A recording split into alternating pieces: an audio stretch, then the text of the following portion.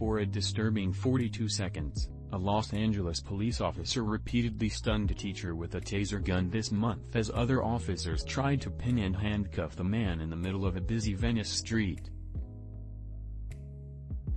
The gaps between pulses were so brief that Keenan Anderson, 31, could get out only a few words, including "help me, please," as he repeatedly cried out in agony.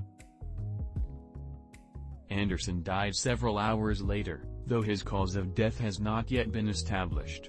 The actions of the officers, captured on LAPD body cameras, have sparked protests, an internal investigation and calls for changes in police policies.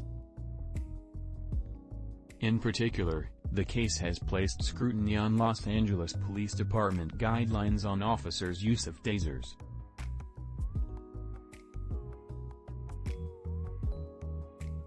Its written policies address the circumstance under which tasers can be used but are vague when it comes to how often the weapon should be fired. LAPD policy states that officers may use the taser as a reasonable force option to control a suspect when the suspect poses an immediate threat to the safety of the officer or others. There is already much debate about whether Anderson posed the kind of threat to officers that 6 taser discharges were necessary, with several policing experts saying it was not. Just because he is actively resisting, that doesn't mean he is a threat, said Seth Stoughton, a University of South. The only threat is a delay, said Stoughton, a former Florida police officer.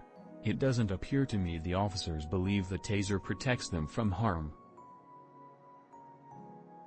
LAPD policy attempts to address this distinction, saying tasers shall not be used on a suspect or subject who is passively resisting or merely failing to comply with commands.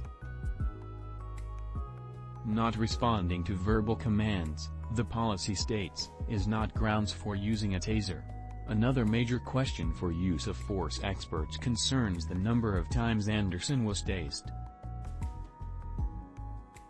LAPD policy does not address how frequently an officer can use a taser on a suspect and what to do if the first discharge does not resolve an incident.